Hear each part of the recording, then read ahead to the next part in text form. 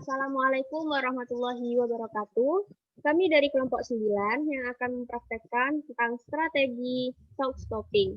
Sebelum itu, izinkan saya memperkenalkan teman-teman saya terlebih dahulu dan mohon maaf jika kamera pengamatnya dinonaktifkan demi memperjelas tampilan video ini. Di kelompok 9 ini ada 5 anak. Yang dalam strategi talk stopping ini, Ismatul Latifah berperan sebagai konselor, saya, Ainun Farahat, berperan sebagai konseli, Doni Setiawan, Dia Siova Mahesa, dan Tria Febriola sebagai pengamat. Selamat menyaksikan.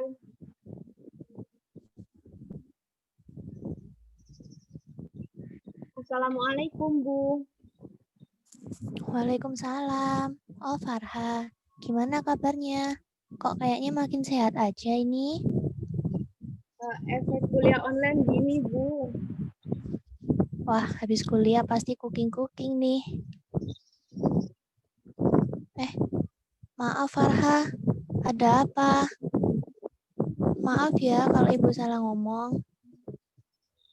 Enggak apa-apa, Bu. Justru maksud saya menghubungi Ibu itu untuk meminta bantuan menghilangkan pikiran yang menurut saya ini nggak baik buat saya, Bu. Oh iya, boleh kok. Dengan senang hati. Kalau gitu, mungkin kita bisa mulai sesinya. Dalam sesi ini, saya cuma bisa memberikan waktu 20 menit, gak apa-apa ya? Baik, Bu, tidak apa-apa.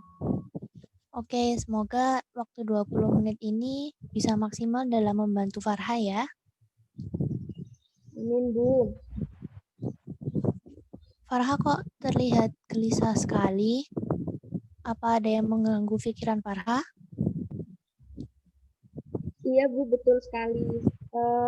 Saya sering berpikiran cukup aneh, Bu, ketika mendengar kata itu memasak. Maaf, Bu, saya tidak bisa melanjutkan lebih lanjut. Iya, nggak apa-apa. Tapi apa Anda ingin terus memelihara pikiran-pikiran seperti itu? Ketika Anda mendengar sebuah kata atau sebuah gambaran tentang hal itu, Anda selalu terlihat gelisah, cemas, dan tidak nyaman. Dan hal itu selalu terulang lagi dan lagi. Niatan Anda untuk menghubungi saya untuk konseling ini merupakan langkah yang sangat tepat. Artinya, Farha sudah ingin keluar dari zona yang Farha tidak sukai itu kan? Maka dari itu, sekarang sudah waktunya untuk Farha keluar dari zona tidak nyaman tersebut. Bagaimana, Bu, caranya? Untuk masalah ini, kita akan menggunakan strategi talk stopping. Talk stopping ini digunakan untuk membantu Farha dalam mengontrol pikiran-pikiran negatif yang terus muncul dari diri sendiri dengan cara menekan atau menghilangkan kesadaran-kesadaran negatif. Nanti, saya akan meminta Farha untuk menceritakan hal-hal yang spesifik terkait pikiran negatif yang muncul tersebut. Dan ketika nanti Farha menyebutkan pikiran-pikiran yang negatif, maka saya akan mengajarkan Farha bagaimana cara untuk menghentikannya.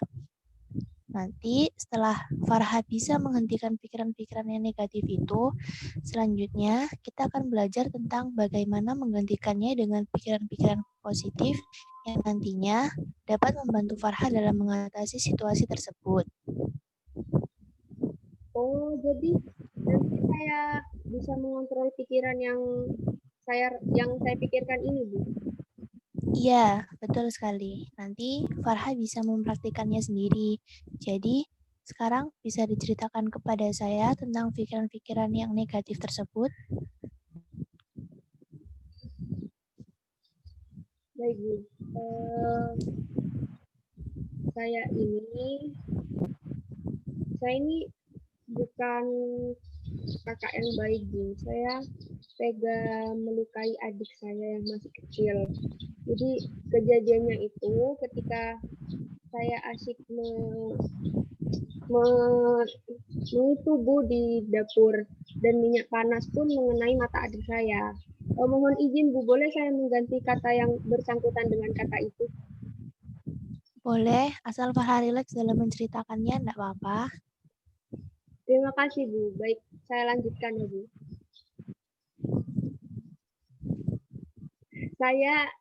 Saya selalu berpikir bahwa saya ini kakak terbodoh di Stop. di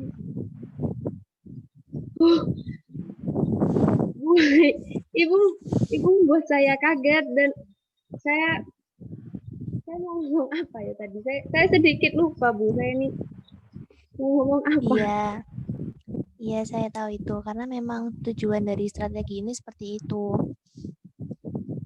Dalam kata lain, seperti orang yang sedang melamun, ketika kita kagetkan dengan kata dor, begitu pasti orang yang sedang melamun tersebut akan berhenti melamun kan? Nah, itu yang strategi ini inginkan. Diharapkan Farha yang memiliki pikiran negatif ini dapat terhenti ketika saya mengucapkan kalimat stop dengan mengagetkan Farha. Benar juga ya, Bu. Tapi kalau seperti itu, apakah saya bisa melakukannya tanpa bantuan orang lain? Bisa, saya yakin pasti bisa. Mari saya tunjukkan caranya. Sekarang, coba sekali lagi pikirkan tentang pikiran-pikiran negatif Anda yang tadi. Ketika mulai terbesit pikiran negatif yang saya teriakan stop tadi, mulailah Farha berteriak stop. Silakan, boleh dicoba.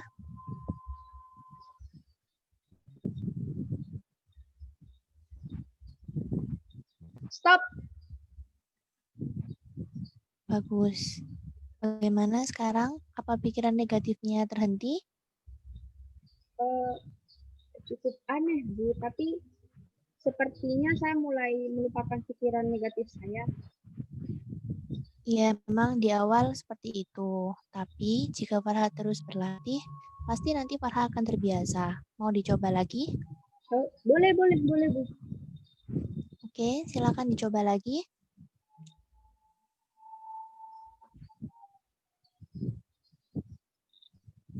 Stop! Bagus. Sepertinya Farha sudah mulai terbiasa ya. Sekarang saya akan memberi Farha hal yang baru lagi.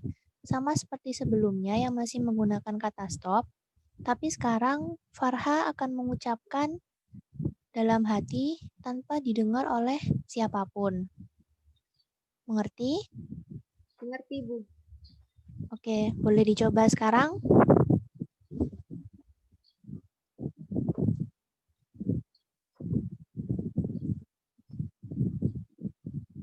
Dilihat dari ekspresinya, sepertinya Farha sudah mulai terbiasa ya. Sepertinya pikiran negatif Farha juga mulai terhenti. Iya, Bu. Saya sendiri nggak percaya, Bu. Ternyata saya bisa ya melakukan ini. Tapi apakah saya tidak akan melupakan caranya, Bu? Tentu saja tidak jika Farha terus berlatih. Dan juga yang dari kisah tadi, itu menurut sudut pandang dari Farha. Sekarang, coba kita lihat dari sudut pandang yang lain. Ketika Farha berpikir, saya ini kakak yang tidak baik, saya ini kakak yang sudah mencelakai adiknya sendiri, itu merupakan pikiran negatif. Setiap kejadian yang kita lalui itu, semua bukan seluruhnya terjadi atas kehendak kita kan? Masih ada faktor-faktor yang lain. Contoh nyatanya dari kejadian yang Farha alami tadi. Apakah Farha ada niatan untuk melakukan hal tersebut ke adik Farha? Tidak, Bu. Nah, memang Farha turut andil dalam faktor tersebut karena kelalaian Farha. Tapi Farha harus ingat, pasti ada faktor lain juga. Kehendak Tuhan atau beberapa alat yang Farha tidak menyadari bahwa alat tersebut bahaya. Apa dengan kejadian itu lantas membuat Farha dicap sebagai kakak yang tidak baik? Bisa jadi, setelah kejadian tersebut, rasa sayang Farha kepada adik Farha semakin besar, atau perhatian Farha semakin ekstra. Apa itu masih bisa disebut kakak yang tidak baik? Enggak. Nah, coba sekarang Farha berpikir, oh mungkin ini cara Tuhan supaya saya semakin menyayangi adik saya, atau Tanpa kejadian ini, mungkin saya tidak mempunyai banyak waktu untuk menyalurkan perhatian ke adik saya. Itu lebih baik daripada pikiran-pikiran negatif yang Farha pikirkan tadi. Betul tidak? Ya, Bu. Betul. Nah, jika Farha terus menanamkan pikiran yang positif, maka tingkah laku Farha pun akan menjadi positif juga. Jika Anda berpikir seperti yang saya contohkan tadi, mungkin Farha akan berani untuk kembali memasak atau mendengar kata memasak. Iya, Bu, betul. Tentu saja benar. Buktinya sekarang Farha tidak keberatan mendengar kata memasak kan? Loh, loh iya ya. Sekali. Saya sudah bisa mendengar kata memasak. Nah, nanti jika Farha terus berlatih dan menanamkan pikiran positif, Farha mungkin akan bisa kembali memasak. Bagaimana Farha sudah paham? Iya, Bu, paham, Bu, sudah. Oke, kalau seperti itu, saya minta Farha terus berlatih untuk menanamkan pikiran positif setiap harinya. Ketika pikiran-pikiran negatif itu muncul, saya minta Farha melakukan strategi yang tadi kita praktekkan ya. Iya, Bu, baik. Akan saya lakukan. Dan juga ketika melakukan strategi tersebut, jangan lupa dicatat kapan Farha melakukannya, di mana Farha melakukannya, dan seberapa sering Farha melakukan itu. Bisa? Bisa, Bu, bisa. Oke, kalau gitu nampaknya kita sudah sampai di akhir sesi konseling. Bagaimana kalau pertemuan hari ini kita akhiri saja? Iya, Bu. Terima kasih, Bu, sudah membantu saya untuk mengontrol pikiran saya dan menghilangkan pikiran atau gambaran negatif yang saya pikirkan ini yang selama ini menghantui pikiran saya. Terima kasih, Bu. Ya, sama-sama Farha. Tetap semangat ya dalam berlatihnya. Iya, Bu. Baik, Bu. Assalamualaikum warahmatullahi wabarakatuh. Waalaikumsalam warahmatullahi wabarakatuh.